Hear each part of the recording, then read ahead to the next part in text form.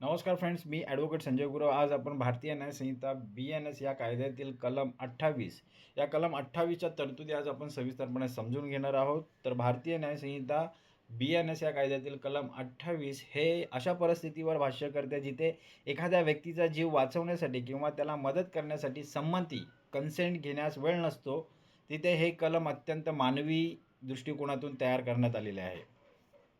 सविस्तर विश्लेषण पाहूया. मराठी कलमाचं नाव काय आहे? संमतीशिवाय एखाद्या व्यक्तीच्या फायद्यासाठी सद्भावनेने केलेली कृती. काय म्हणतं हे कलम?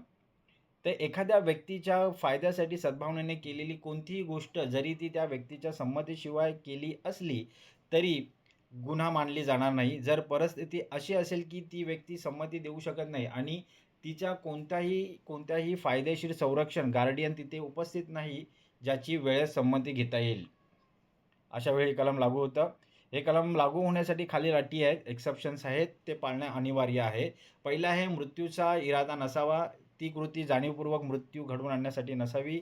दुसरं आहे मृत्यू गंभीर दुखापत रोखणे, केवळ मृत्यू किंवा गंभीर आजार रोखण्यासाठीच घातक पाऊल उचलले जावे. तिसरं आहे गुन्ह्यास प्रवृत्त करणे, कोणत्याही गुन्ह्यात मदत करण्यासाठी हे कलम वापरता येणार नाही. तर ह्या अटी पाळणे गरजेचं आहे. कलमाची सोप्या शब्दात स्पष्टीकरण करून घेऊया. ते कल्पना करा की रस्त्यावर एकाचा अपघात झाला आहे आणि तो बेशुद्ध आहे. त्याला तातडीने रुग्णालयात नेऊन शस्त्रक्रिया करणे गरजेचं आहे. तो बेशुद्ध असल्याने संमती देऊ शकत नाही आणि त्याचे नातेवाईकही तिथे नाहीत.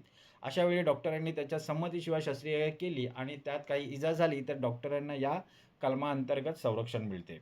उदाहरणे समजून घेऊया. एक्झाम्पल्स: अपघात, रस्त्यावर बेशुद्ध पडलेल्या व्यक्तीची पिशवी फाडून डॉक्टरांनी औषध किंवा माहिती शोधणे. दुसरं आहे आगीतून वाचवणे, एखाद्याचे घर पेटले आहे आणि आत एक लहान मुलगा आहे. त्याला वाचवण्यासाठी खिडकीतून आत शिरताना त्याला काही खरचटले किंवा लागले तर वाचवणारी व्यक्ती दोषी ठरत नाही.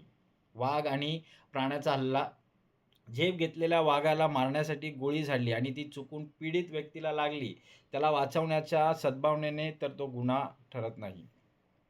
लॅटिन मॅक्झिम कोणती आहे ह्या कलमासंबंधात? तर या कलमाचा आधार सॅलियस पॉप्युली इज सुप्रीमा लेक्स या तत्वावर आधारित आहे. तर अर्थ काय याचा? तर लोकांचा कल्याण हा सर्वोच्च कायदा आहे. आणीबाणीच्या वेळी तांत्रिक नियमांपेक्षा जीव वाचवणे महत्त्वाचे असते. तर कलम का बरं अस्तित्वात आलेलं आहे? आपत्कालीन परिस्थितीत लोक मदत करायला घाबरू नयेत यासाठी हे कलम आलेले आहे.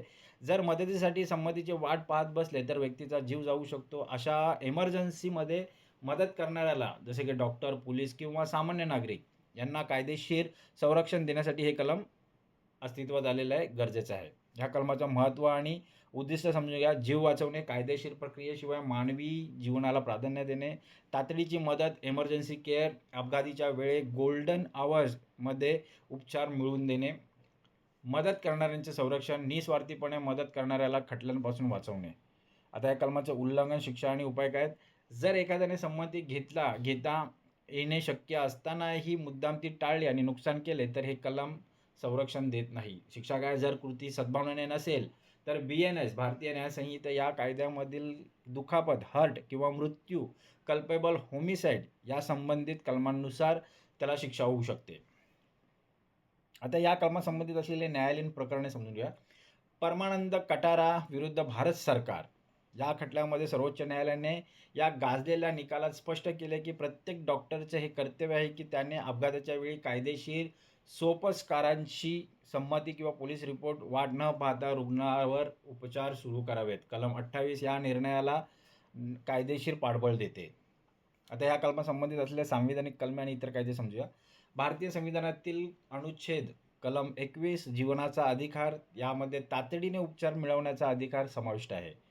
गुड सॅमेरिटन लॉ काय म्हटलं? अपघातात मदत करणाऱ्या व्यक्तीला पोलीस किंवा कोर्टाच्या कचाट्यातून वाचवणारे नियम.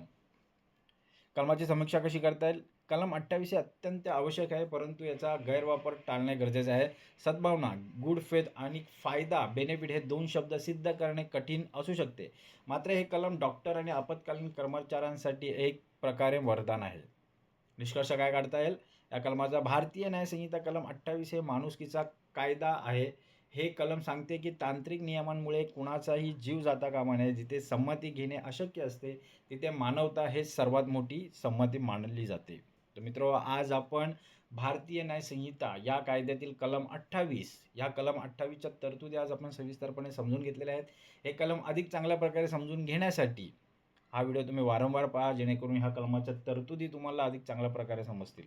असंच कायदेविषयक ज्ञान मिळवण्यासाठी, कायदेविषयक माहिती मिळवण्यासाठी आमचं चॅनल सबस्क्राईब करा, लाईक करा, शेअर करा आणि आपल्या प्रियजनांना, मित्रांना फॉरवर्ड करा, पाठवा, जेणेकरून त्यांचंही कायदेविषयक ज्ञान वाढेल, त्यांनाही कायदेविषयक माहिती मिळेल. तर आज आपण इथंच थांबूया. धन्यवाद.